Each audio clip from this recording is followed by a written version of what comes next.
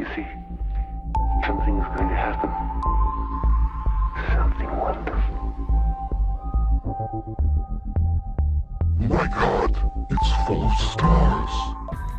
Hey everyone, welcome back to the NY Patriot Show.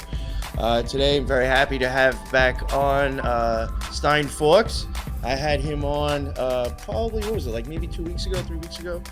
I had him on, and the live even may still be up. I have to check. Maybe we didn't go live. No, we did. So I had people in the chat saying they wanted you to come back. I remember. So we have him back on.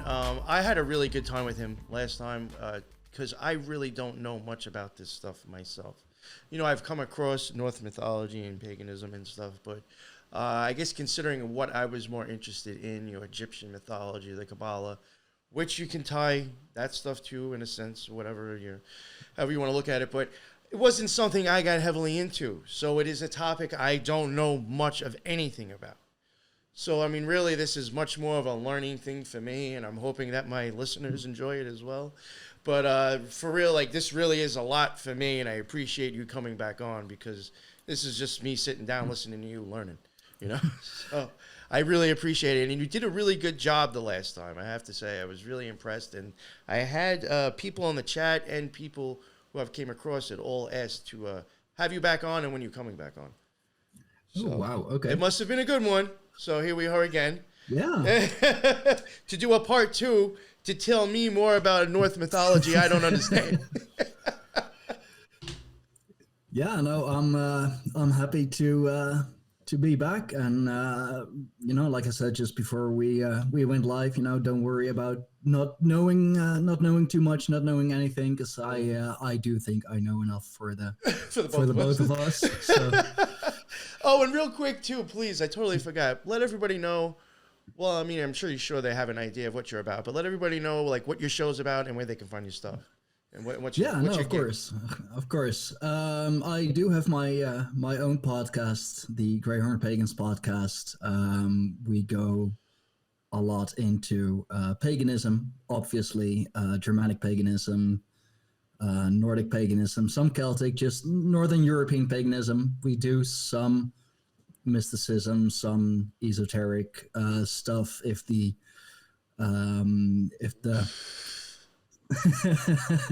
if the guest is there for it, you can find us on any of the bigger podcasting platforms. I actually came on here straight from my own live show. Yeah, I know. I saw that on Twitter, and I was like, yo, don't tell me this dude's jumping onto mine right from his.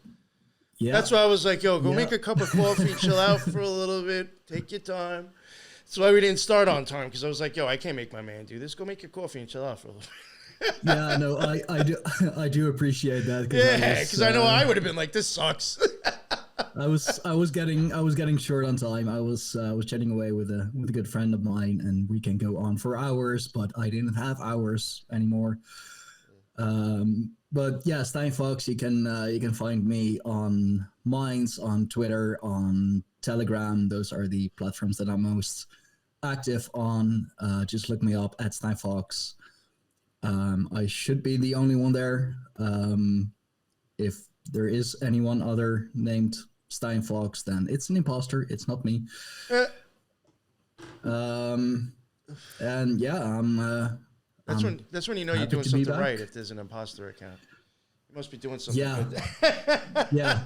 I mean, I've been seeing that a lot on Telegram. You know, imposter accounts who ask, like, if you're into, if you ever thought about investing in Bitcoin and whatever.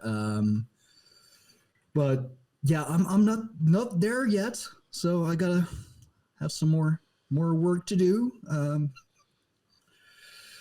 But yeah, I'm glad to be back. And you know, thank you to the audience for wanting me back, for, you know, questioning right away, like, when's he coming back? Yeah. I don't get that like that. I mean, I do, but, like, you know, it's definitely got a good response from that live. So yeah. And I still had even wanted you to come back on regardless. So it was happening anyway.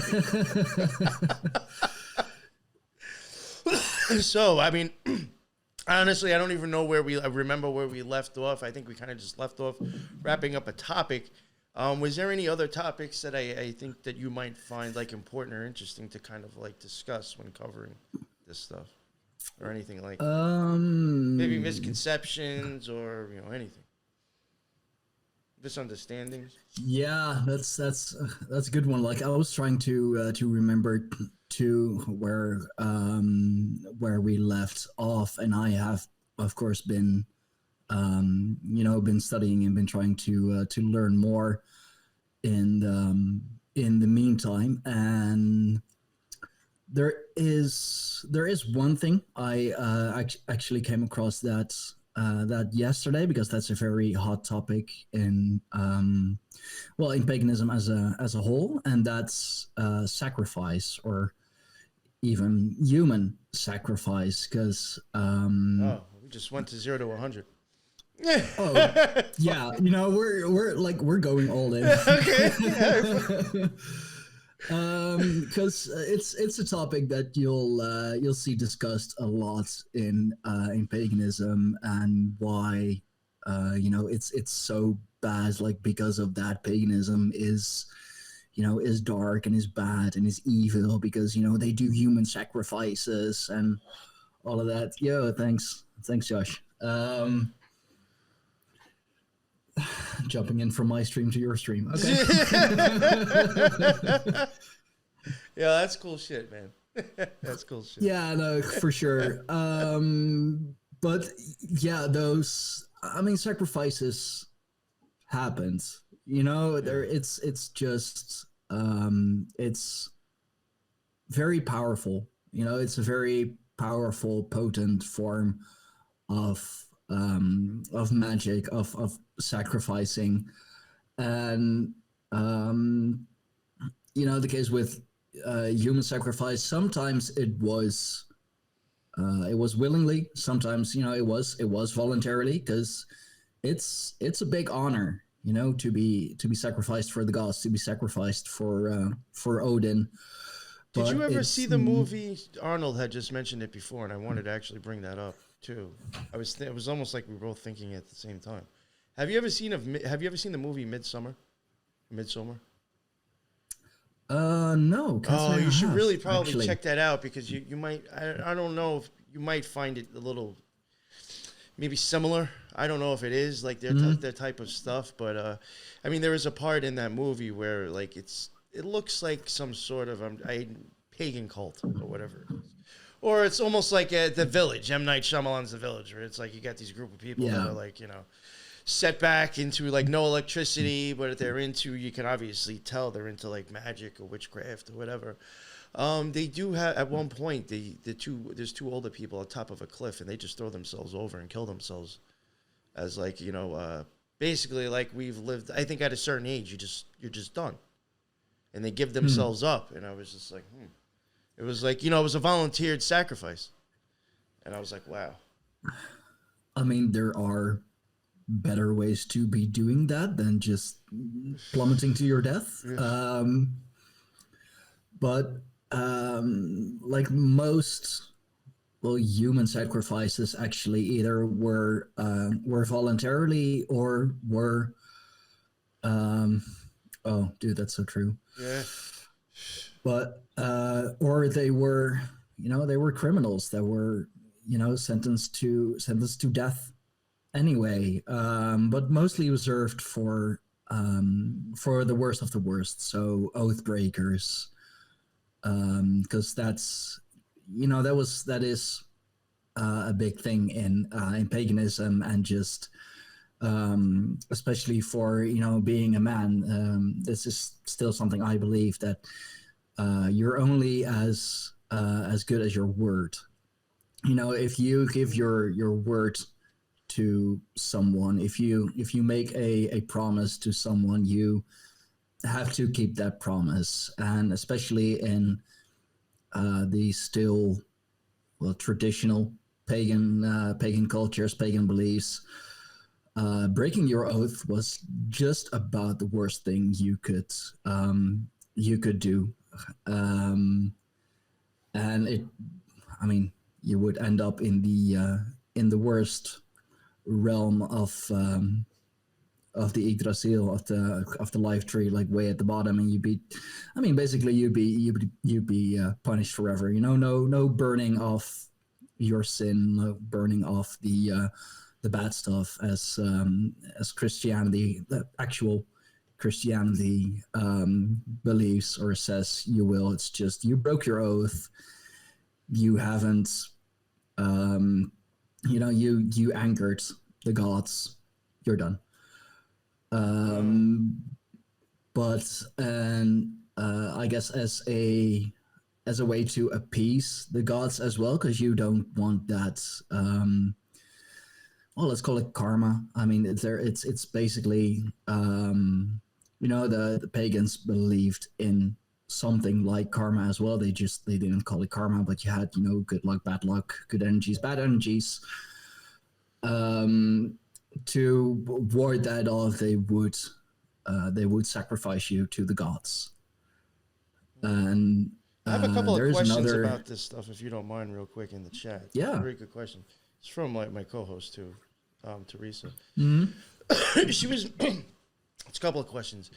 Who demands the sacrifices, and like how did people know to sacrifice others, and like who gets to be chosen? You know what I'm saying? Is there even what's the process behind all that? Do you know of any? Because that's actually a very good question. Sacrifices were chosen during what was called the Thing, which is a major gathering that happened, I think, once a year. I'm not sure about that, but that was just the major gathering where all the important decisions were made too. It was so if something happened within the within the tribe or within the village or within the country, and something had to be done about it, you saved all of that for the Thing, because that's where the druids were as well, where all the holy men were. They were in direct connection with the gods, so therefore they could tell you what needs to be done. And it was serious, but there was also, of course, a feast afterwards, and I believe that is also where the most sacrifices, where the most sacrifices were made, and where the people who were Child of Ash says warriors. They bring 9 beasts, best of their livestock. I mean, that's the thing. In the text in the scriptures, it says the best of your livestock, but I don't think that's such a good idea. You're not gonna sacrifice your prize bull. You're not gonna sacrifice your prize stallion, if you will, because if they are the best, then you're left with the with the meek, with the weak, and especially as a people who prides themselves on their strength and their fortitude. I mean, the gods, of course they care, but I would like to believe that if we sacrifice our best, they would look down at us and be like, "Yo, I mean, thanks, but look at what you're left with now." Yeah. How are you gonna, get through the next season? How are you gonna get through the next battle if you're sacrificing all your best warriors? But 3, 6, 9, those were all still very important numbers. That's interesting. The 3, 6, 9 stuff again. Yeah. I mean, you have the 9 realms on the Yggdrasil. Odin hung for 9 days on the Yggdrasil to learn the magic of the runes, which is also why Odin is the god of the hangman, and why hangings, if they were sacrificial, they were done in the name of Odin. and something I learned recently, just yesterday, actually, was that, and this might be kind of gruesome, but people would sleep or meditate under the hanged ones. Some next level shit right there. Jeez. Yeah, because they, but you were only allowed to hang people during the day, because at night their spirits leave their body to, to go to rejoin with the gods, and That's interesting. That night, the too, belief. Yeah, and the belief was, and for 2022, this may seem kind of out there, but through the news, it would plug up all the holes in your, in your head, in your face, and also your soul, your energy had no other choice than to escape downwards through, the only bigger hole that is there, and that's why people slept underneath the hanged man, because that's where the soul would escape, and then they hoped that through meditation or through just sleeping there and going to that other world, that their spirit, their soul, or part of it would travel along with the spirit of the deceased to be with the gods, even if it's just for the night. That's interesting, because now you're saying that they did it during the day, because at night they just assumed it would like leave and go like completely gone at that point. Yeah, well, left the body. Completely, Yeah, that's really interesting. your spirit, your soul doesn't die. It rejoins with the gods or something. Yeah, the source, the gods. It's same thing, really.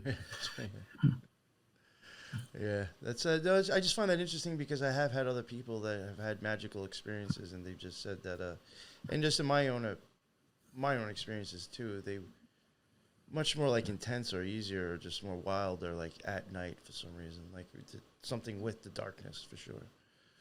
Yeah. And I just think even in occultism, there's certain things that point at that make me think there is like something up with actually what's going on at that time. Like there is something behind that, I do believe. That when it's darker out, there is something going on for that reason, and that's you can slip out, I think, easier to go somewhere at that time. And not to sound all like ghost hunting, paranormal type shit, but I really do think that. Just thinking of that, like that's what they do with ghost hunting as well. Like they wait till it's like absolutely dark, or like when they hear something and all, it's like kill all the lights. And it's like because I've known multiple people that say that they wait till at nighttime and they shut off all the lights. One person I know wears fucking eye masks. You know what I'm saying? Or one person just uses a candle. But just one candle in the house completely fucking black. And like, it's just, for some reason, I do know people that when they do their shit, it's at night and like with as much darkness as possible. So I just find it very interesting. And it's a very, left-hand path way too, going up through the darkness to find the light. Because like what is darkness but the absence of light? Well, and I've even also said many times in my experiences, that's how everything starts off, is where eventually my sight just goes to like a silk black, like fucking black as fuck. And then it's like this little white dot starts to appear, and like the light starts to come. And it really is. If you just go by what I was seeing in my mind, you would see total blackness and like the light at the end of the tunnel coming, and then eventually it just explodes. But like it really is like kind of going like in my mind's eye, it's like you're going into the darkness and getting closer to the light at the end, in a sense. Yeah, no, that's exactly what I was thinking when you mentioned it. Like there is something to that light at the end of the tunnel. Yeah. Maybe it's not coming to us. Maybe we're going to it. You know what I'm saying? Even though that sounds weird. Yeah. Yeah. No. Yeah. Perhaps. I mean, in in the pagan religions, that would be the gods coming to coming to get you, coming to lift you up towards the heavens, towards the realm, their realms. And I mean, yeah, Odin, he's the god of the hanged man. He is a very And you said very before the left-hand things path would get god. sacrificed to him, right?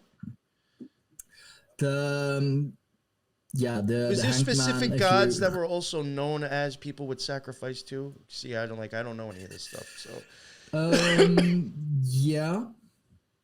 yeah, but there were very very little gods who would actually accept I figured that. human sacrifices. If it's a smaller animal, that they would much prefer that. But since Odin is a very a very strong, very powerful, very left-hand path god, he does accept human sacrifices, because Odin, he may be the All Father, although that is more of a that term came more with the advent of Christianity, because I don't know exactly what he was called before that, but he wasn't necessarily seen as the All Father. He was, the most important of the gods, the strongest of the gods, the most wise, and the leader of the Aesir tribe. But to have him above every other god is very much a Abrahamic way of thinking. Because it's like you have the one god, and then you have all the other gods, which is not how it should work in paganism. Because they sure, one god is more powerful than the other, and one god is better at this or better at that than the other, but there is no one god above all. But Odin is, I mean, you could say he's and I don't mean to offend him in any way, but he's a bastard. He doesn't care. The end justifies the means. There are many stories that he has broken oaths. He has betrayed people. Stories where he morphed himself into someone else to rape the woman who would eventually bear his child. Yeah, Odin is. Oh, damn. He's not one Jeez. to be messed with, and I guess that's why he's also more the gods that or the god that the upper echelons of society, the upper tiers of society would worship, because especially in a people that are still very much connected to their religion, very much connected to spirituality and their gods, the ones who are stronger in that, who have more experience with that, it would be easier for them to connect with Odin. I have tried myself to connect with his divine energy, make contact with his divine energy. But I realized fairly quickly that yes, he is a very chaotic and very powerful god, and you don't just make contact with him and chat with him. Thor, Donar, was very much more a god of the people, the protector of mankind, the protector of Midgard. And every god accepts sacrifices in a way, even if it's just cutting out a bad habit and making yourself a better person because of it. That's already sacrificing something, but sacrificing something from yourself. Because the gods, they want you to live a good life. They want you to be the best person, the best man, the best woman that you can be. But in unlike, well, the more Abrahamic religions, like, we don't pray to our gods and expect them to solve our problems. Because that's still very much the stereotype of the Abrahamic religions. Like, oh no, I'm in whatever financial trouble or whatever. I'm just gonna pray to God that He is gonna, that He is gonna fill up my bank account. No, it doesn't work that way. Yeah, sure, it helps. That's like every witch's first spell is probably a money spell. Yeah, I mean, of course. I lit a green candle. I'm gonna get money now. Everyone needs more money. Nobody, like, everyone wants more money, wants more stuff. And I mean, like, that's the spell you find the most. Oh, you need extra money? Well, get a green candle and carve this in there, and because green, the color of money, and okay. No, but you're right though. That's why I'm laughing so much. Yeah. I mean, I've done before I ended up in the OTO, I had done like my own shit prior to that. But I remember, like, I think the first class I went to just to check out their classes was something, it was legit candle magic class. Yeah. And the funny thing was is that, like, the teacher at least, like, went out and actually bought shit too to, like, give to the class. So we could actually make stuff too. It was like actually hands on, like, it was funny actually. And I guess to make sure that everybody was okay with it, I guess, like, she just assumed I'm going to do a money spell as an example. Because who's going to say, like, oh, I don't want more of that, like, during the class? Who would actually say, I don't want more of that, I don't agree with that, I don't want to do this candle, do you have a different one? So she just assumed this will be an easy one that everybody will be okay with, because everybody wants more money, Of course. Yeah, of course. So I just found it funny how it was like, the first fucking class I even went to in the OTO was a money fucking magic, money, the candle magic for money. Yeah, like, and it was like a green candle, and you're carving shit in it, and you fucking putting silver and gold on it or whatever for fucking. Oh yeah, because it's so stupid. Like, that's like also in the like, if you go on Pinterest, for example, all the, well, like, the basic witchy stuff, like the basic spells, like, one of the first things that comes up is money. And but that's like, there are so many more important things to that. But I think it also depends on which way you go about it too. If you don't ask for it, and if you're like, because I did it a few times for my job, there were certain things going on where you were able to be eligible for specific bonuses for stuff. So now I didn't ask. I didn't go and invoke Toth and ask him, hook a brother up and just get me that money. I would invoke him and ask him to help give me, like, the gift of gab, or like whatever, or like the knowledge of whatever I was trying to work on. Like, I would actually ask to, like, make me be able to find myself that can get this job done, in a sense. You know what I'm saying? I wasn't really so much asking him. It's just he was a guy that represented what I was looking to obtain. You know what I'm saying? And in paganism, in Germanic paganism, or just European paganism, it works exactly the same way. Like, we don't ask the gods for something. We ask the gods to help us to find that one thing, or develop that one thing that's. Or, like, even find that aspect of that God that's probably all inside of us anyway. You know what I'm saying? In a sense. You know what I'm saying? I mean, the gods created us. Like, Odin gave us the breath of life. And, I mean, that's, of course, according to the Norse mythologies, Norse Germanic mythologies. So, yeah, of course, there is a divine spark in us. I mean, like, doesn't even the Bible say that, God created man in his own image? And I always like to I heard that somewhere, I read that somewhere, and I always like to twist that question a bit, like in his own image. So does that say like that God created man in like God's own image, or man in man's own image? Because you could see that in both ways. It's a question I always love to ask, just to throw people off.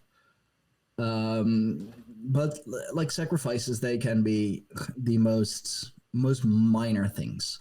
You know, if you let's take, you know, Thor, for example, the people's god, if you will. It sounds a bit odd maybe, but you know, he loves to eat, he loves to drink, he loves to fight.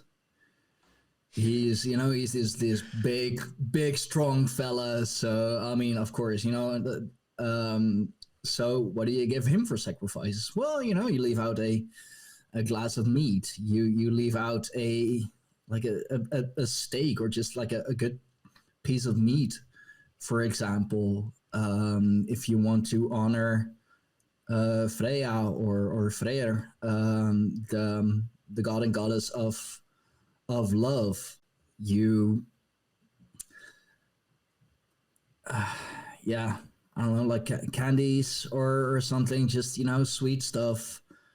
Like it's really, it's not that hard. I mean, they'll even take something just like incense. If you just burn incense and you're like, yo, I'm burning this incense for you. I know you like it. Yeah. I mean, that's like the type of shit that I even did that when I did my stuff. Like, you'd have certain incense that were known to, like, that god happened to like themselves. Like, I think Hathor supposedly had like her own that I made with the same mixture of all the shit. Yeah, there's plenty of ways of even making incense that I've myself, like I said, has used technically almost as a gift, you know, or not a sacrifice, but it's like, you know, I made this for you, you know, for mental connection and shit like that.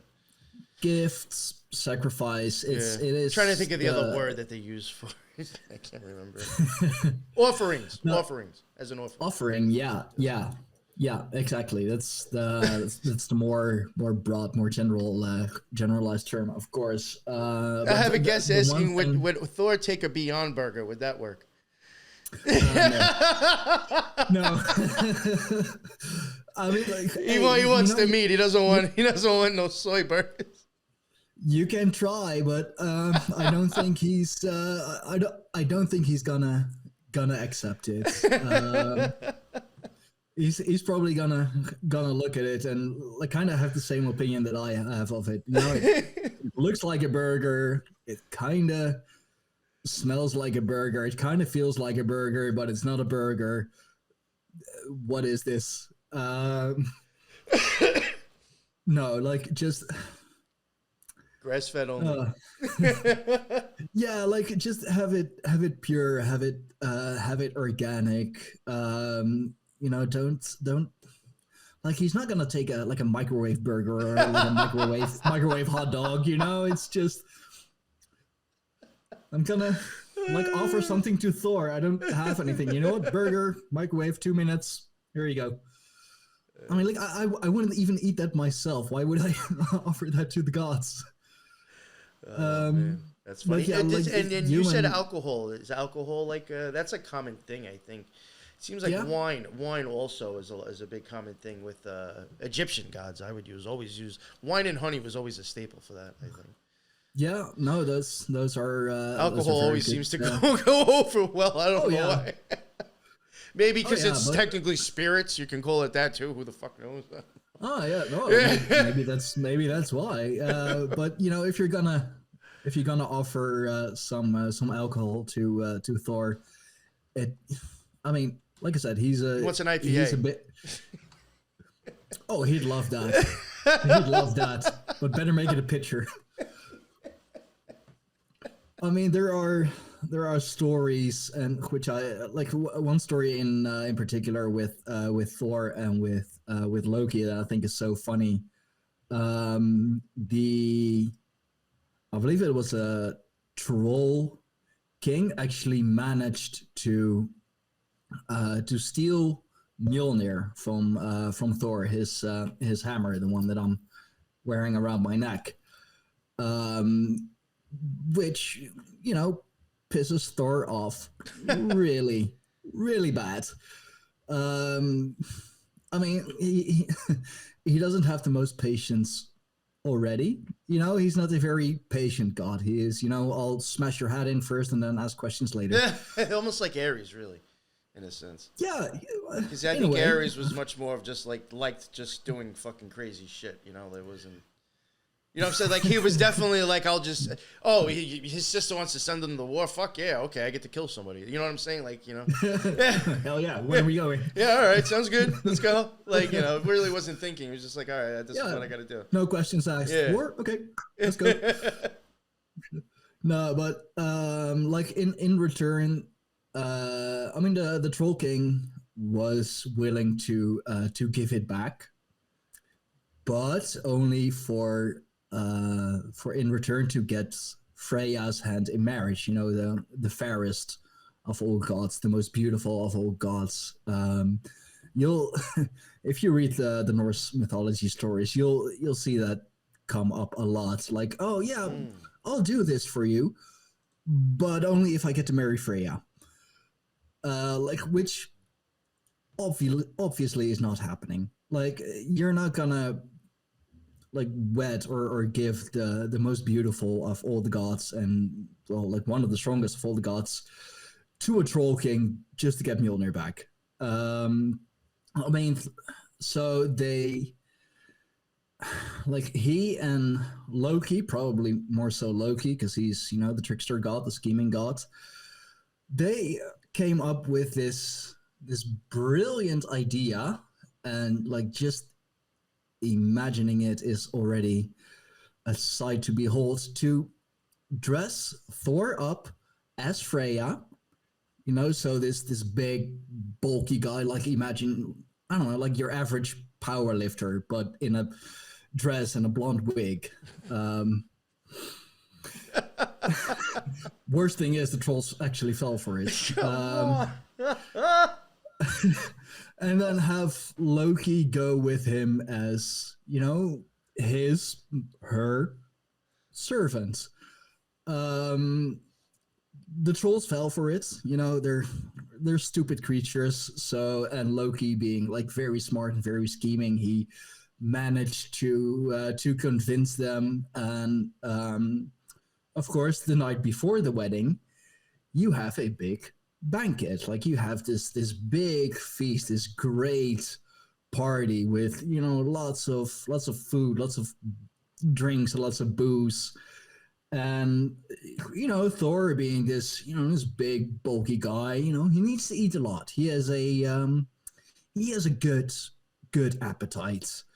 So he sat next to the Troll King, disguised as Freya, of course, with the veil before his face, because a big like ginger beard, big red beard. That, I mean, you're not gonna tell me a goddess would have like this big bushy red beard. So of course, veil before his face. Loki on the other side, trying to kind of distract the Troll King so that he doesn't look at his bride too much, so that they can keep the ruse up. Loki isn't just a bad guy. Like, his tricks and schemes come in handy too, especially in situations like this. Oh, his character reminds me very much of I had mentioned the show a few times. Good Omens, maybe it's called, or whatever. It's a show I think on Amazon Prime, and it's like the angel and a demon named Crowley. But he's very much like the trickster and Loki. And, like, I hate to say it, and I'm not, like, picking the bad guy on purpose, but, like, in that show, I hate to say it, unfortunately, the one who's looked at as the bad guy or the demon seems to be the only one with actually a conscience or any empathy for anybody. Which is really fucking weird. But yet he can also be the biggest dick at a time, too. You know what I'm saying? Like, he could also be like an asshole and be like, oh, fuck you. But like, he does, it's funny how like I see almost the same type of character being played in that movie, like very Loki-like too. I mean, very trickster and funny, or will do what needs to be done to get something done also. Yeah, that's very much Loki. You know, if he has something on his mind, he'll do anything to make it happen, as long as, you know, the biggest benefit is for him, for himself, of course. But like at that banquet, Thor being Thor, you know, downed like 2 pitchers of beer, pretty much inhaled 2 whole salmons, which isn't very ladylike, of course. And he is supposed to you know, supposed to be Freya. So it's and then it's so funny because Loki, you know, he came up with the scheme. He came up with the ruse, and like Thor isn't, you know, he isn't really agreeing with it already, because, you know, he's a manly man. He's a manly god. So, you know, put him in a dress and a blonde wig, and it's like, why? Why do I have to play the woman? Well, it's your Mjolnir. It's your hammer. You want to get it back. This is a good way. The Troll King is falling for it. Let's keep it this way. So, you know, the Troll King, obviously, he sees that happening. You know, his quote-unquote bride just downs the half banquet all at once. Like I said, you know, pitcher after pitcher, you know, a whole pork, 2 salmons just pretty much inhaled. You know, like, for example, like here in the Netherlands, how we would eat a raw herring, just whoop, there goes the salmon. You're like, damn, girl, you got an appetite, huh? Oh yeah, I mean, like the like, yo, that Troll King can't is, even be. like, he is very much surprised and amazed, and it's like indeed, like, damn, girl, you got some appetite. And Loki just trying to save the day, because, I mean, Thor sees food, and, you know, there goes his act. And it's like, oh no, like, she's just like, it's the nerves, and it's the. You think that's why they made him trip, and you think that's why they made him fat in the Marvel movies? Is it because of that aspect of him liking food that much? That wouldn't surprise me. Like, if that was him, like, attached to earthly things too much at that point. Like, he was really actually eating everything. You know what I'm saying? Like, literally. Like, even here, No, not even spiritually. That's a good one, though. Like, if you don't have that, like, that divine body anymore, and the, if you still eat that much as you would, yeah, you would get fat in no time. Sorry to take you off. I just thought of that because it's a good question. I mean, dude, like, if I were to eat like Thor does, I'd be obese within a month. Look like Jabba the Hutt. But Loki just, I mean, like I said, you know, that's where his scheming and where his trickery comes in really handy, because Thor dropped the act, you know, and it's like, oh no, she's just really, really nervous about all of it. You know, it's a big wedding, and it's like, it was a long trip all the way here, so she's just, you know, she's just very hungry. And like, eventually the Troll King finds out. He's like, hey, you're not Freya, and you're, you know, you, Loki, you're not her helper. You're not her, you know. And I mean, yeah, like, in the meantime, of course, Thor has found Mjolnir again. So let's say just at the end of the banquet, there are no more trolls left there. It's like, haha, I got my Mjolnir back. You motherfucker. Hammer time. Hammer. That's where MC Hammer got it from. Yeah. That would be so cool if you actually did. I even questioned the M and the C. It was all being occult symbols. So you never know. I would not be surprised, bro. Oh, you know what I just realized too? For anybody who's listening now and hasn't heard part 1 yet, it is dropping Friday. So part 1 actually hasn't fully dropped yet on the podcast. So. Oh. Yeah, that is dropping this Friday. Sorry. I was actually checking. I was like, wait, has his show actually dropped yet, the first one? And I realized I took the live off already, but it doesn't drop fully until tomorrow. So this will then also drop the Friday after that. So it looked like part 1 and 2. So worked out. Ah, yeah. Nice. So, yes, works out that. Yeah, I guess works out that way. So thank you. Yeah, just for people listening, the part 1 hasn't come out yet, unfortunately. Sorry. Yeah, but So that the gods, they all have they have their different characters, and Loki just scheming his way in, scheming his way to the troll banquet. It's a very positive aspect of Loki, that he is also helping in that way. What up, Raven? Oh, you know Raven too? Yeah. Nice. I've done the I've been. Oh, you've probably been on show. with Lee and stuff too? I've been on his show and did the international roundtable with him and General Lee. I think the last time I spoke to Raven, we actually might have mentioned you. I can't remember. Yeah, that's wild. Small fucking world, dude. What? Yeah, I know, right? But Loki isn't like that's another thing that I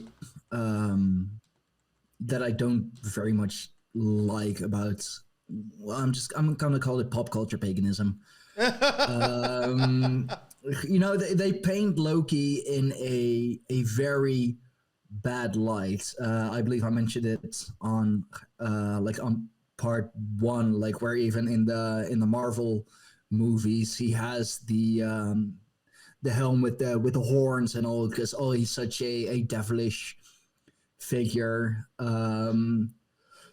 But there are so many things that the gods wouldn't have if it wasn't for Loki scheming and fucking up, basically. Because even Mjolnir, even Thor's hammer, he wouldn't have that if it wasn't for Loki. Because Loki likes to make bets, likes to dare people, and then of course tries his best to have them fail that dare, have them fail that bet. I think you had mentioned that in the first one, possibly. Yeah. And at least Mjolnir came to be because he made a bet with the dwarves, because they are the best smiths there are. You still see that a lot in pop culture, and they're always portrayed as having they're the best smiths. They make the best armor. Like even in the Lord of the Rings, Mithril, for example, was made by the dwarves, and it is light as light as cotton. But that he did too, unfortunately. So Loki is. Yeah, he's a good guy, and he's a bad guy, but he doesn't always mean bad. He had to fix a whole lot of things. Like I said, with Mjolnir, with Thor's hammer, that was a dare, like a multi-part dare, I believe, with the dwarves. He dared them to make this beautiful jewelry and these powerful weapons, and in return, I believe that if he lost, they could have his head. Because just about every god wants to have Loki's head, preferably on a platter, next to the burger. yeah, for example. And a glass of meat. But so the dwarves, they went to work with the smelting and the crafting, and pumping the bellows, pumping the air, and they had to keep that rhythm going, like one particular rhythm going, to create or craft the perfect weapon, the perfect Mjolnir, if you want. But Loki, being a literal fly on the wall. Yeah, well, maybe that's where the expression comes from, because Loki, with the crafting of the jewelry and the armor and all that, he was a literal fly on the wall. He saw it happening, and he did his best to distract the the dwarf pumping the air, because one missed pump and the weapon would be, well, quote unquote, imperfect, which meant that he got to keep his head. So he was like buzzing around his head and landing on the dwarf, doing annoying fly stuff. None of it worked until I believe he actually managed to fly into the dwarf's eye, which of course hurts like a motherfucker. So dwarf, he missed a pump, and that's the story is that is why Mjolnir has a shorter handle, and why it's a one-handed weapon, a one-handed hammer instead of a dual wield. But of course, Odin intervened, and that's another thing with Loki scheming. So the dwarves were allowed to have his head, so they were like, okay, put it on the chopping block. We're gonna sharpen it. And Loki said, no, hold on. I said you could have my head. I never said anything about my neck. And it's like, oh, okay. How are we gonna fix this? Like, he still made a promise. Like, he still needs to be punished in some way. So they decided to just sew his lips together, sew his lips shut, so that he couldn't talk anymore. He couldn't be such a scheming god anymore. And there are many things that we have Loki to thank for. Odin's spear. You think that was Loki bouncing off of Mike Pence's head? Do you remember that shit with the fly on fucking Mike Pence's head at one point during the elections? I remember something like that. Yeah. Hey, that was Loki. Or what is it? The last one with the speaking of hammer time, which politician was that again? There was some politician I remember recently that I think sucked in a bee or something. Oh. Or within the last 6 months, I think, yeah. Or spit it out or whatever, and people were like, yo, was that some weird shit? And I was like, that's Yeah, but unfortunately, as Child of Ash mentioned, indeed, he is also responsible for the birth of Jormungandr, the world snake, Thor, his arch enemy, his arch rival. They would eventually both slay each other during Ragnarok. Fenrir's wolf, which is the wolf who will kick off Ragnarok, unfortunately. But the beginning of Ragnarok, and with Fenrir or Fenrir's wolf, that is, unfortunately, it was kind of a self-fulfilling prophecy, because Odin had this vision, had this prophecy that Loki's child, Fenrir's, would be the one to cause Ragnarok. So he wanted to have him bound, but big as wolf, and very very close to Tyr, actually, because Tyr, the god of justice, god of war, god of justice, actually raised Fenrir from when he was a puppy. So is this person associated with scales kind of too? Got it, like scales. I don't know, honestly. Although the Tiwa's rune is kind of like a arrow pointing up, so with two arms. I have that as as my profile picture on YouTube. That is the Tiwa's rune. Okay. But since Tyr or Tiwa's raised Fenrir from when he was a puppy, he was like, no, sorry, I don't care that you are the All Father. I don't care that you are Odin. You are not like just taking my dog, just taking my wolf and binding him because he is going to start Ragnarok. I am not letting that happen. So they just even talking about the wolf and the dog and Thor being associated with like electricity or lightning, just I don't know. That's why I had asked about the scales, because in my opinion, like when you're talking about wolf, as silly as it sounds, saying that backwards would be flow. You know, Yeah. and I'm wondering, does this actually literally go back to like the current and flow of electricity and hemi-syncing? The scales, I think, sometimes can just show the balance of the both sides of the brain.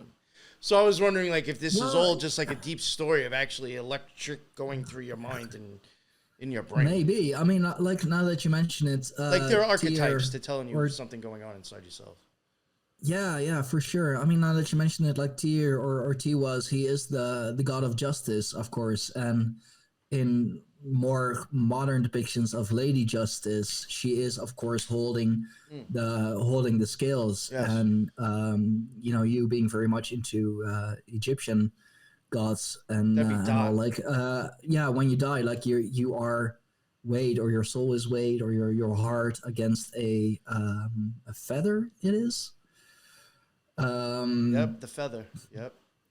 So, I mean, yeah, it would not surprise me if he has something to do with that. I mean, justice, scales, yeah. What up, General? Yeah. I had to throw that up there. Lily's in the house. So Tyr and Odin, they came to a middle ground. They knew that Fenrir wasn't just, you know, let himself be bound. Like, he's this giant wolf. He's not stupid. He knows what's up. You know, if you're gonna just like strike him down and bind him, good luck with that. I hope you're you're getting to him first before he gets to you. So they unfortunately had to make a game of it. But Fenrir, like, he knew not to.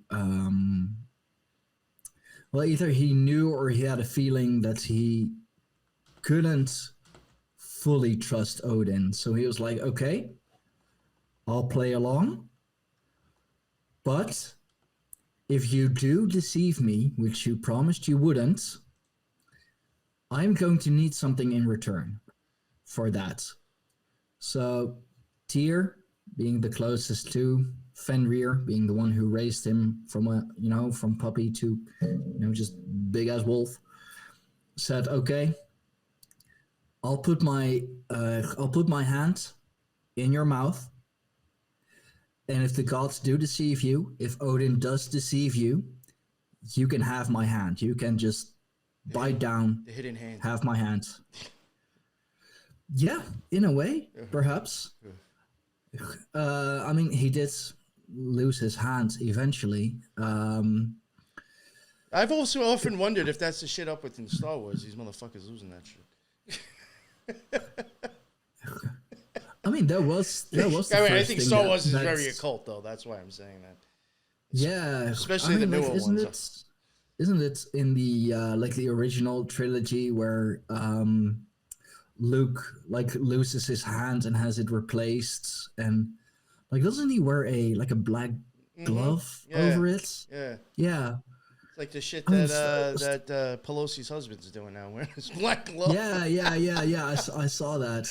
Oh, weird, right?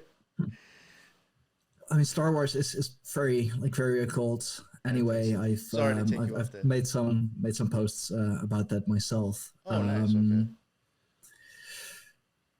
Okay. But yeah, Fenrir, they made a game of it. He's big, he's strong, so they brought some chains, and they were like, okay, you know what, we're gonna make a game of it.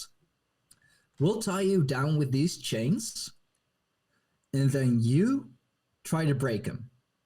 Because that's a fun game. You know, you're big, you're strong, you want to test your strength. First set of chains, you know, like, was like paper. He broke through it right away, like, no biggie. Second set of chains broke through it as well. And I believe it was at either the third or fourth set of chains. Those were crafted by the dwarves. So they were practically unbreakable. And like Fenris, he didn't manage to break through. Like he tried and he tried and he pushed and pulled, but he didn't break through. And eventually it dawned on him. He was, hey, wait, I am now chained. I am now stuck. You did deceive me. And that's when he, bit off Tyr's hand and basically vowed revenge on Odin. And like eventually that's, that feeling of anger, the wanting to take revenge kicked off Ragnarok. So actually Odin, by, wanting to prevent Ragnarok, by binding down Fenrir, he made sure that Ragnarok was eventually gonna happen. Nice. Okay. Well, Lee's in the house real quick. Lee, you want to say what's Yo, up? yo. Now then, Stein. You all right, gentlemen? Oh, no. Yo, what up? I saw that he was on. I was like, fuck it, I'll send him a link. Fuck it, I don't care. Thanks for asking us on, mate. Yeah, not a problem, man. You know how I feel about all this mythology. It's fascinating. I love it. Yeah, so do I. I was like, I gotta let Lee jump in real quick if he's available. If he's available. I just sent him a StreamYard link to his fucking Instagram. I was like, maybe he'll jump on. I was gonna post it in chat, but I was like, who knows what may happen then? Anybody can click on that shit. Yeah. Yeah, but Norse mythology, the Norse stories and all, they're fascinating. Even if it's just the stories of the gods, there is so much to be found, so much so much to be learned from them as well.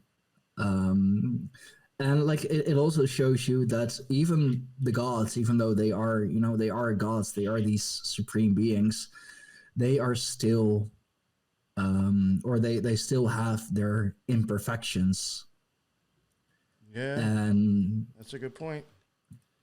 I guess that's why it's easier for us, us European pagans, to relate to our gods, because I mean, like first of all, like I mentioned, we the first humans were crafted by Odin and his brother from a ash tree and a elm tree. Odin gave us breath of life. So if it wasn't for the gods, we wouldn't be here. And the gods, they go to their or through their trials and tribulations as well. They die like any of us do. It's just they. I guess you could say they are still a higher form, a higher spiritual form of mankind, because they still have those powers, they still have the knowledge, they still have the it's well, I don't want to say easier, but less difficult for them to acquire new knowledge. If any of us would hang for 9 days on a tree to find some sort of magic, I mean, you're gonna find magic, but not here on Earth. You're somewhere else. Like hanging 9 days from a tree, nobody's gonna survive that. No human, at least. That's interesting, because I had somebody on for Gematria recently, and somehow we got into like bat, and I guess whatever. But like he was even focusing on even things hanging upside down or hanging, as occult symbolism, and then like running it through Gematria, and I was like, oh, this is weird. So that really is interesting that you're even mentioning that with this too. Yeah, no, on my own podcast a while ago, I had Ethan Indigo on. He goes by the Fourth Initiate, Oh yeah, I had him and on. I had him on. yeah. He's like, it was cool. Like, it was an hour and a half of my mind just getting Yeah, blown actually, I gotta over and talk to over him. again. I gotta talk to him. But he does also very is very much into like numerology, gematria, and all that stuff. And now I'm just seeing like 3, 6, and 9 are like they are important numbers. You'll see that anywhere. Yeah, that kid brought those up too. That gematria kid that I had on Contemporary Problems from the show Contemporary Problems. He brought up the Fibonacci, whatever the 369, and he was showing some fucking crazy shit. Yeah, but like fours are so incredibly prevalent as well. Yeah, I remember you telling me about that, and when you said that, I was like, "Holy shit!" I was like, "That almost makes sense in it," you know? Yeah, because even with we were talking about Loki, he has 4 kids. It's just 4 directions. I think, honestly, and if I remember correctly, I could be wrong, but I knew somebody who made their own version of the lesser banishing ritual of the pentagram to be Egyptian. And I think when they wrote it that way, when they faced whatever direction it was, they were invoking one of Horus's kids, and he supposedly the dude was telling me that he had 4 kids, so it matched the 4 directions. I don't know. I never got into checking and looking into that, but if that is true, that's very interesting. How it could be the same story. Yeah, I mean that's the one thing I always pick up from live streams that I do, podcasts that I do. I always manage to pick up something, and now with Ethan Indigo, of course I've been trying to find the number 4 in different places, and I jumped on a live stream recently with the Fire Tribe Rising from the Ashes, and they were talking about fairy folk, fae folk. I done a podcast about that myself recently too. Actually, one with Child of Ash, and one with my fiance who actually goes by Fire Fae. Yeah, I gotta get you and your boy Child of Ash. He comes on and he like jumps on the show and everything. Yeah, I gotta get maybe one day I can get you both on together. And so he doesn't have to keep typing in the chat. Just get him on. Oh, dude, that'd be great. Like he has so much knowledge as well, and he digs. Yeah, I mean, dude, he knows what's up. Like if anything, he doesn't necessarily know more than I do, but he has all the facts, and he says all the right things that you can play off, that makes you think. So dude, we'll come on, definitely. I did have a question I wanted to ask you, and then unfortunately there was one up in the chat that I forgot to get to. So I'll ask mine first, and it almost kind of goes along with the 4th thing in a sense too. I had somebody mention something. I was on a post, neither of mine. I think it was Instagram or Twitter. I can't even remember what the post was even about, but somebody had said something that made me. It was actually very interesting, and I was like, I wonder if that's a possibility.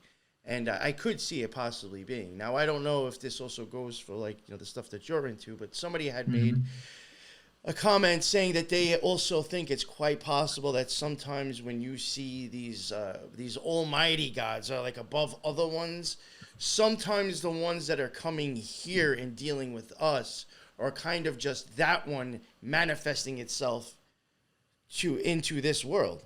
And they used an example saying that they think that Hercules is really just Zeus, but in the flesh now here, manifesting here, that it's really not a separate god. And I was like, God damn. I was like, yo, that's deep and interesting, actually. And I was like, So I'm just wondering if you think there's anything like that amongst your stuff, how you could see that. That is a good one, though, but it's kind of projecting like more Abrahamic beliefs on paganism. But, then again, every religion takes stuff from others. Yeah. Like I mean, Christianity has been the main religion for so long. I mean, there is a pagan revival going on, and like you'll find still a lot of Christianity in your paganism. You'll find a lot of paganism in your Christianity. It's just how it is.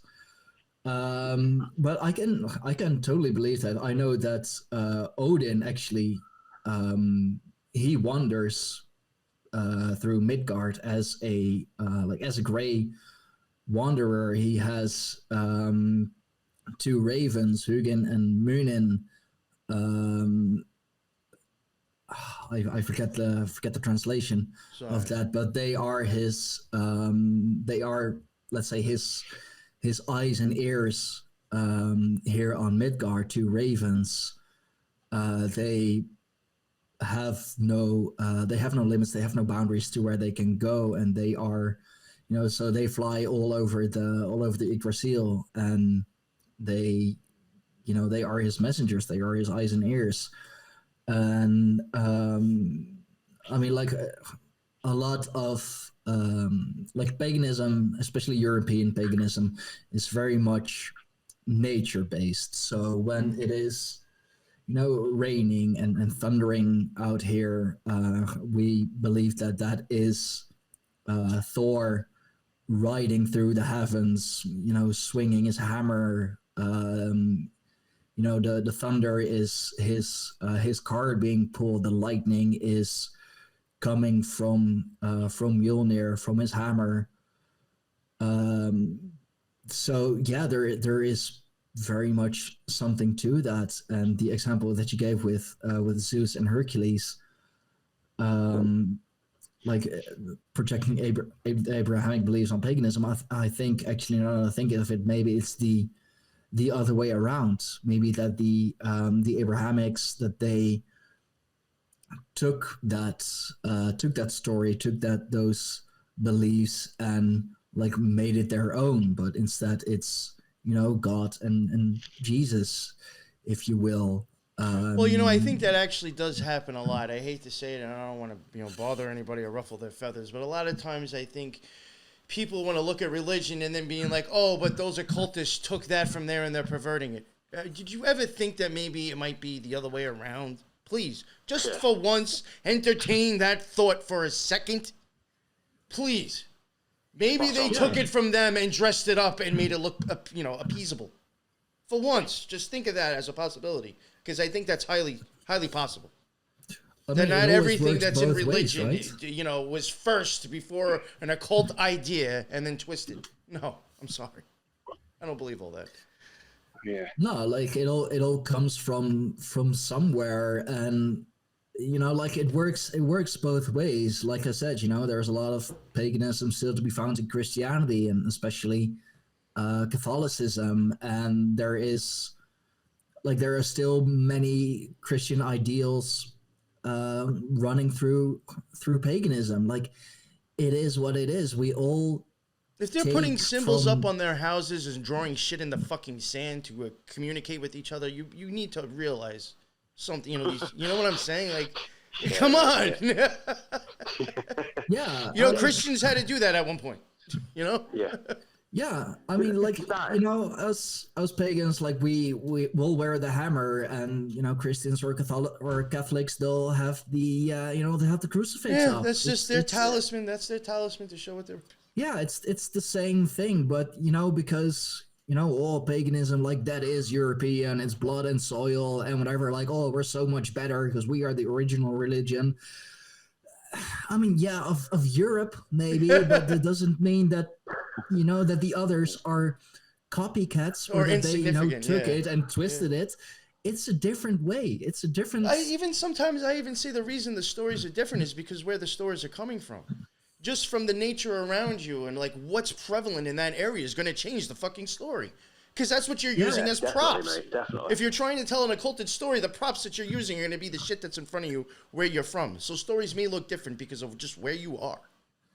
Yeah, I mean, this type of bird is used for that because that's what motherfuckers saw in the sky and they use it as an example. Over here, it might be different because that's where we're looking. You know what I'm saying? Like that, I think all plays into it. All plays into it. Yeah, no, exactly. I mean, that's even where the term pagan or paganas and heathen come from. You know, paganas, that's the more Roman version. They were the people living out in the country.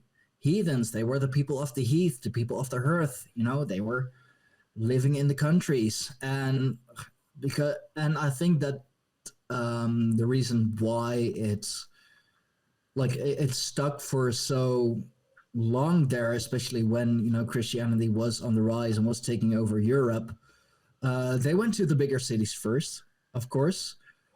The Christians, that is, because like that's where the power is located. That's where all the power is centralized. So of course you're gonna, if you want to convert people, you're gonna go there first. You're not gonna go out to the country and try to convert the farmers who like basically still live among their gods. Like they still see the fairy folk dancing. They see Donar riding through the skies, if you will. I mean, that's how they do it now. I hate, my opinion, a lot of like when these psyops or when magic is played and pushed on massive amounts of people, it's always the ones I think in the big cities that really end up, pushing the bullshit. You know what I'm saying? Yeah. It's not like the people out in the country. It seems like it's always like, New York, Chicago, certain major cities that are always like the forerunners of like the bullshit. You know what I'm saying? It's a lot of the inner cities and big areas with a fuck ton of people in it. I mean, could that also be the reason why? I mean, we let the 5 boroughs determine who's going to govern the fucking the New York City or mayor. If you get the 5 boroughs, you basically the other person's done. Yeah. Like, how does that? You know what I'm saying? Like, how the fuck does that work? Yeah. Because it has the most massive amount of fucking idiots that think it's okay to pay $3,000 for a closet. As an apartment, just to say, I live in New York City. So you just got a bunch of morons who've been conned living out there making vote. Their votes count. I hate to say it, but like you've been conned the most. If you think living out there and paying that money for that shit makes sense. I mean, Jesus, like I've seen those kind of videos. I've seen those kind of shorts that you're paying like what 1,000, 1,500 a month for something. Well, I don't know. Yeah, it's like maybe the size rightly, of it's like extortion. the size of a closet, the size of a coffin, even. Unless you make dumb money, that has to be a dumb fucking move. But I do have a question. Sorry to cut you off. No, I have another question because I don't want to forget because Helen asked this so long ago and it took me forever to even scroll back up and find it. I don't want to forget. And I realized I was going off and who knows. Do they have, and it's very interesting, that's why I wanted to ask it too. Do they have elementals in Norse mythology like pixies, fairies, goblins, etc.? Yeah.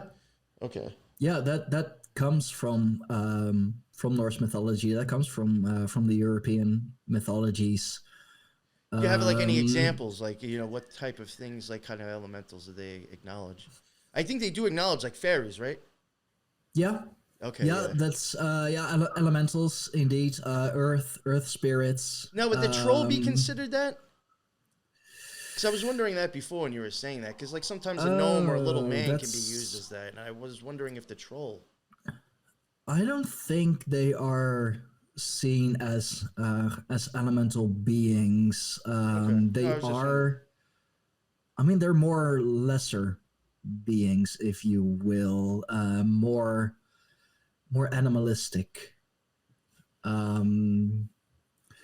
But yeah, fairy folk, we or fae folk, we definitely acknowledge them.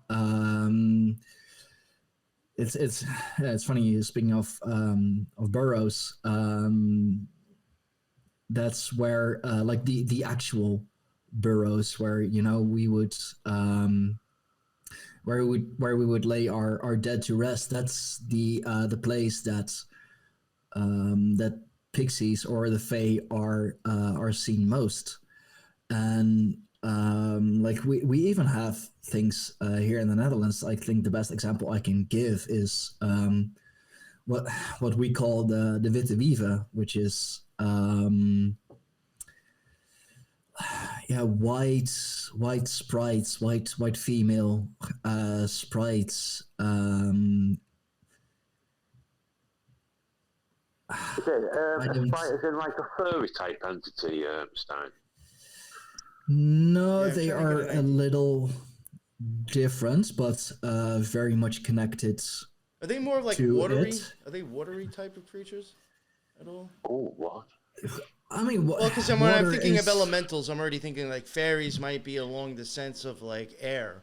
So I'm wondering, like, is there like something that would go along with water or You fire? like And, you definitely have those. I mean, I think that fairies or fae folk, they're all kinds. You know, they are like they're elementals. They have or there are fae for every element. Like yeah, you'll see fae along the water lines and the bigger lakes and rivers. That's why we are very much being warned of do not follow the lights. You know, when you see like when you're walking into the forest or walking, close to a body of water, do not follow the lights because Yeah. they will trick you and you will not return. Are they like the orbs then, Stein? I do think they show themselves as orbs, but more Wow. like more physical orbs, not Yeah. like we were talking about ghost hunting earlier, not those kinds of orbs, Right, right. but more like visible, like actual visible balls of light or Yeah. specks of light. Um, like you see that even in the Lord of the Rings when they're in the marshes, in the swamps, when Golem warns Frodo and Sam, like, do not follow the lights, like don't go towards the lights because you know you won't return. You'll join, like you'll join the lights. Yeah. The fairies are also very much connected, or like are even one and the same to the elves. They are just like elves are more a offshoot of fairies, and over time have been given more of a humanoid form. Right. And like it's funny, like why am I talking again about elves? Like this is the fourth time in a very short time I've been talking about them. No, like I well, don't see, the don't elves could mind. cover like Like the whole earthly thing then too, possibly. Instead of the troll, you have an elf. Yeah. yeah, I mean like you have wood elves, you have Interesting.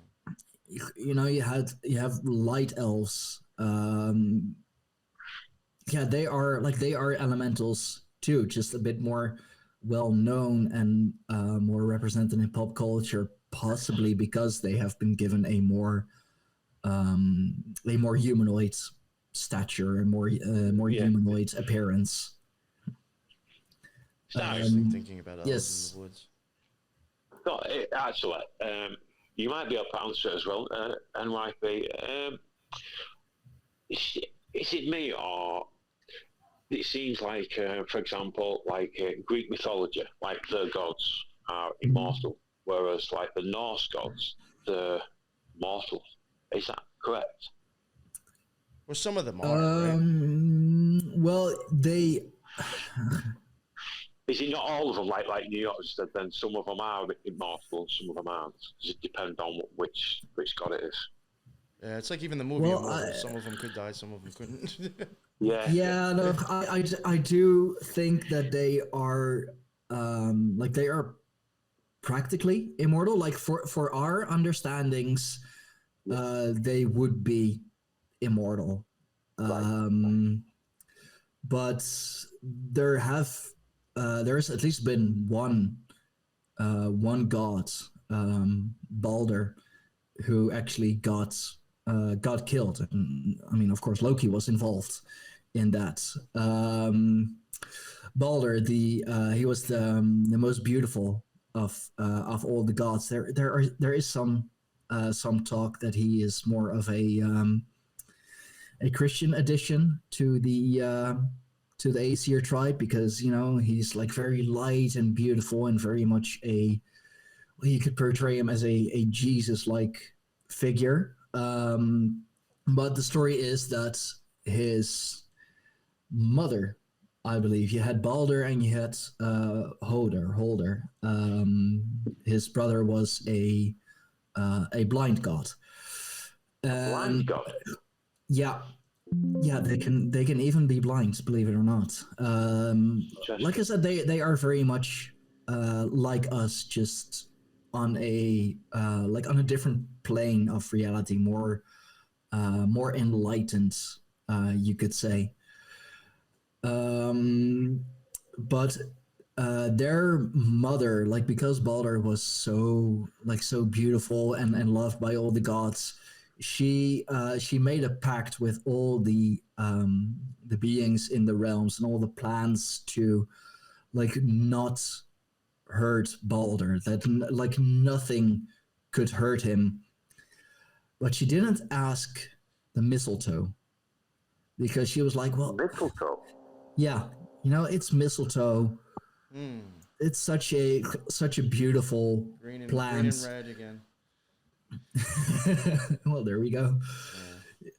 Yeah. Such a beautiful plant would never hurt another beautiful being.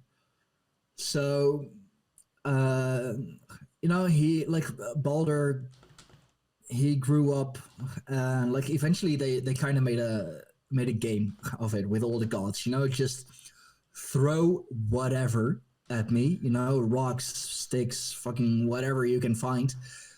It's not gonna hurt me, because my mother made a pact, made a deal with all the beings in the realm not to hurt me. And then, Loki was just watching from a distance, and he was he came to know that it was only mistletoe that could hurt him, that could hurt Balder. So he crafted a dart out of mistletoe, and had Hoder, the blind god, Balder's brother, actually throw the mistletoe at him. It's brother killing brother, but accidentally. And Hoder, being blind, he didn't know what he had in his hands, and he was just convinced that nothing is gonna hurt him. So, it's a game, might as well throw it. And mistletoe being the one thing that actually could hurt Balder, that actually could kill the gods, did in fact kill him. And he descended to hell, to Helheim, which is very much different from the Christian hell. It's still not the best place to be. That's one thing that is constant. Not the best place to be, not where you want to be. But it's not a lake of eternal fire or whatever. And this is actually something really special, because the belief is that once you have entered hell, once you have entered Helheim, there is no coming back. It's that's a done deal. Your fate is sealed. But this is very much connected to the story of who is it, Aphrodite, or who is it, with the changing of the seasons? The descent of Balder to hell caused darkness in the world of the gods. What we know, what we now recognize as fall and winter. And then Odin, actually, with the help of his eight-legged horse Sleipnir, because eight-legged horse makes you think of the Wheel of Fortune card. Yeah, Wheel of Fortune card. Wow, that's a good one. Yo, you know what? I had somebody on too that blew my fucking mind when he showed me. He took the two Wheel of Fortune, And you know how like you can, I think in your logo, it's like almost a Vesica Pisces you have, right? Could I be wrong? I have to look at it again. He did that with the Wheel of Fortune card, and I think like had it reversed. And like the way he showed them coming together when they made the Vesica Pisces, it was only 8 zodiacs actually that were inside of it, 4 from each one and 4 from the other one that are actually inside that thing. And I was like, yo, what the fuck? I was like, is that what the whole 8 slices is on the Wheel of Fortune card? It just blew my mind. I was like, wow. Oh, that's a good one. Yeah, That's I was like, interesting. holy shit! I never would have thought of like taking the, doing that with the Wheel of Fortune, making the Vesica Pisces out of it, and then like showing how it even connects to 720, which is 2 360s, and then I was like 720p is like I was like, oh man, it was a weird fucking episode. There we go down the rabbit hole. Yeah, and like even like showing pictures of it, and the way it almost starts to look like the owl, the 2 big eyes. It was just really weird. Oh yeah. Yeah.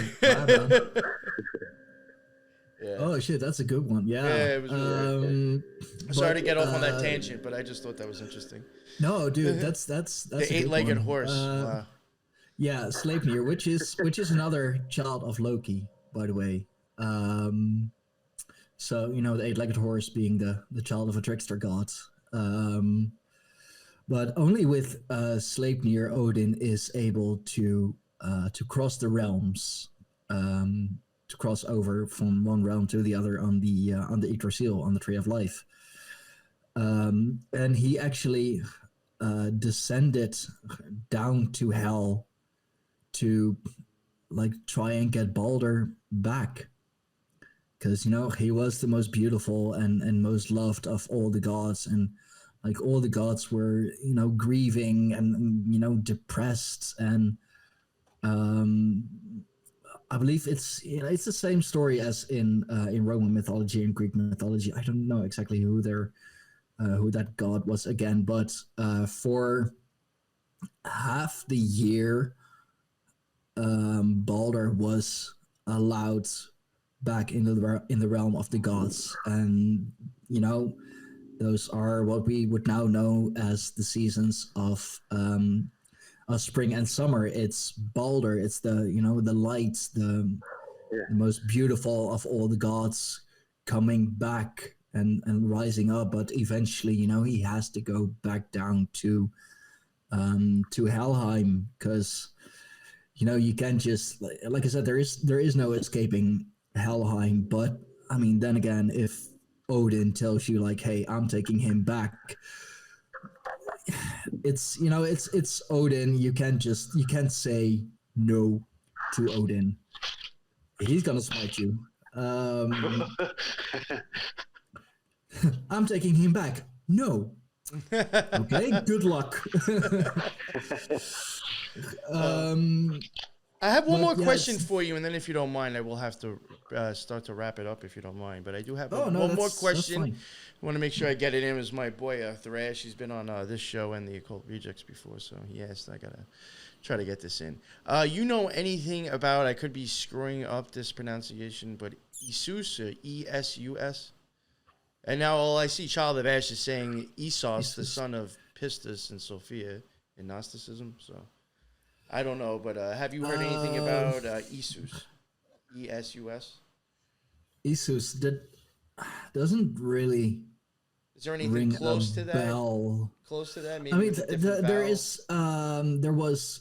It's funny. I've actually been talking to Child of Ash about that yesterday in the tribe, and today on stream. There was here in Europe the cult of Isis as well, brought with the Romans, of course. And Child of Ash today on stream and yesterday in the tribe, he's been talking non-stop, but he has great info. Was actually saying that in Tacitus Germania, which was written by a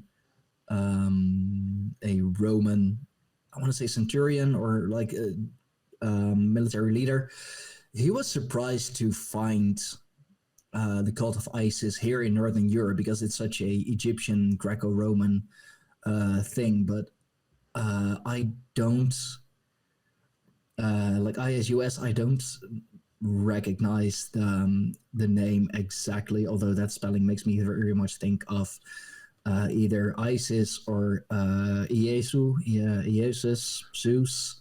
Like that's another thing I've been going on lately. That's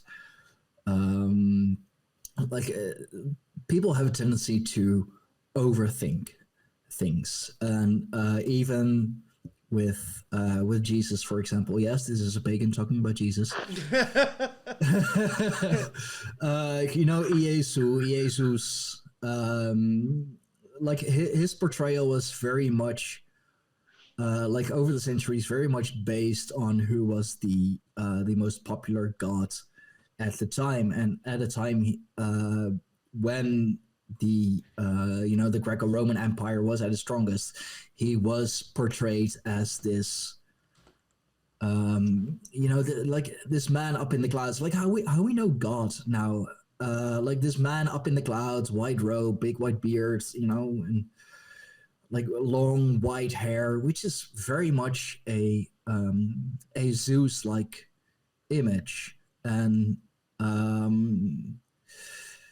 I mean, going back to what you said about the gods manifesting here, Zeus and Hercules. I mean, Zeus in Greek mythology is the thunder god, and but Hercules is very much connected to Thor, actually, to Donar. The club of Hercules is basically the Greek Mjolnir, if you will. It's just, Thor is, well, you could say Zeus and Hercules in one god, because he is the god of thunder, and at the same time he is the strongest, most powerful of the gods. So, I mean, all pantheons are in a way connected to each other, like all the European pantheons. It's just some will have two gods, where we have one god. I mean, if you just look at the mythologies, the Greeks, the Romans, they knew giants. They just called them by a different name. And they had their smiths, they had their messengers, and I mean, this is like all going back, like even further to Indo-European, Indo-Aryan times with the Vedic religion, which is its offshoots are European paganism, Hinduism, and even some Buddhism. And like I have been asked at times, like if I believe it was me and my fiance Firefay, like if we could see any connections, if we could make any connections, even with the Egyptian pantheon and our European gods. And I mean, as we found out little by little over the last two podcasts, there are definitely connections to be made. Well, you know what I've even seen, and then we'll wrap it up if you don't mind. I've even seen, and I think it's something that people, should maybe take a look at or think about. I saw on timeline again. Who knows if this is even true or not. It was something I had even seen on the timeline, whatever on YouTube you can find this shit. They were showing how, like, I think, what'd you call it, the cult of Isis, whatever it was. They were showing how, like, in areas where that was prevalent, is where all of a sudden the image of Mary started becoming prevalent. Like, you don't think that sometimes this stuff is like, we have to come up with somebody to worship on our side instead of that one. So here, take her instead. Yeah. I mean, who's Mother probably Mary, just an aspect goddess. which really is just one aspect of the many forms ISIS takes version of. You know what I'm saying? It's It's really interesting. I would certainly laid out like that. Yeah, that people even said, like, just going by art. The guy on the show was saying, if you were to even look at art and dating back and, like, looking in areas where the temple of, the cult of Isis was huge, you will see that, like, later on in art, all of a sudden Mary starts popping up as, like, the, to go against that, that belief. Yeah. And it's like, you know, Yeah. we just handed you a different person, you know, another opponent or whatever. It's like wrestling. Yeah, no, and that's, you know, that's what I said too, or what I mentioned earlier. Like there isn't really no like we are better than them. It's So I think it's a lot of it is just different timelines of a story of an archetype being told sometimes. You know, an archetype or an idea or of a story could have so many different arcs in it, you know, and changes of the person's story because of different things going on with inside them or energy fluctuations. So you will have changes. And sometimes one god, I think, could just be a little snippet of this timeline for somebody else. You know what I'm saying?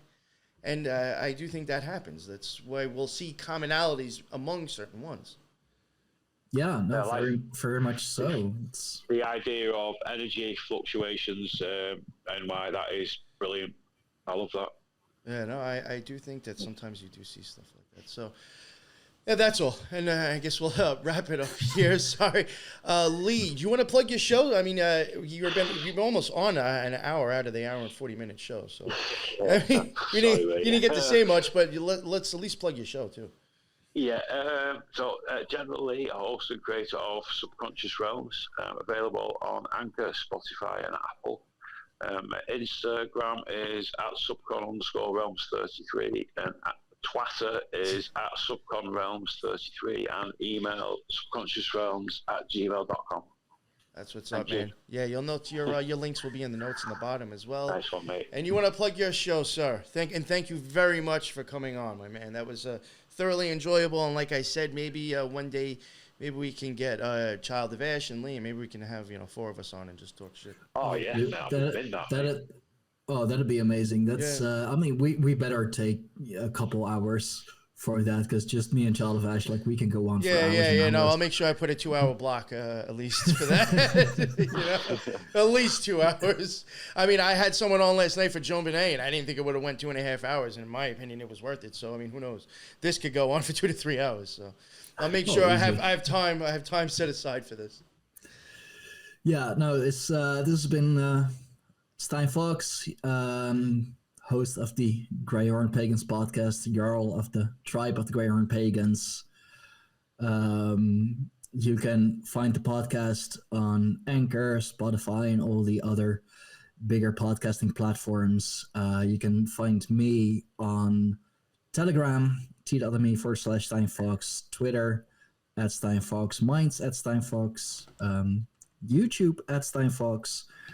I am on all the other alternative platforms as well, but if I have to plug all of those, I'm here for another 15 minutes. Then it'll just be you and Lee. Joking. Yeah, no, I do try to diversify as much as possible. You can find the Tribe of the Greyhorn Pagans on Minds and on Telegram. That's where we are most active. Just look up Greyhorn Pagans or Tribe of the Greyhorn Pagans, and you should be able to find us. See, Ash is ready to go too. He said, "Line it up." So yeah, we'll definitely have to make that happen in like another 2 or 3 weeks for real. I'll talk to my man over here, and we'll make that happen. Definitely. Nice. And we'll go live again and everything. And I do want to thank everybody. I don't know if maybe because I'm getting more subs or again it was because of the content, but for a live, considering that this is a new channel, I did have a lot of people in here at one point. So I do appreciate everybody jumping back in on the lives like they used to. Child of Ash, thank you so much for all the shit you were dropping in there. Arnold, Helen, Raven, Lisa, Teresa, my my co-host, all of yous, Eric. All of you, thank you for jumping in, man. That is what's up. That's why I do the lives. I love the questions. I love the interaction. I'll throw your stuff up on the screen. You know what I'm saying? So it's always fun doing that, and I appreciate all of yous. And, that is the end of it. All the links for my stuff is in the bottom. Check out, if you're listening, check out the YouTube, because then you can catch the lives, and check out the Element server. Check it out. There's a link in the bottom. You're going to like it if you join it, so check it out. And that is the end of another NY Patriot show. Thank you very much for both of you jumping on. And until the next one, everybody be well. Later.